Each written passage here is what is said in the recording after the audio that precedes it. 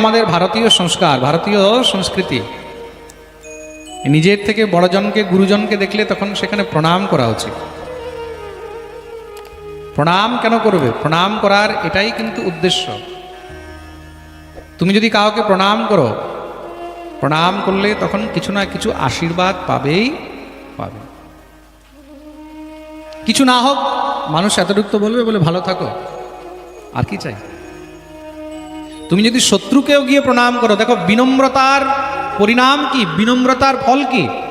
বিদ্যা দদাতি বিনয়ম বিনয়াত ইয়াতি পাত্রতাম পাত্রত্বাৎ ধনমাপ্নোতি ধনাৎ ধর্ম ততঃ সুখম। তোমার বিনম্রতার কারণেই কিন্তু তোমার পাত্রতা দেখা হয়।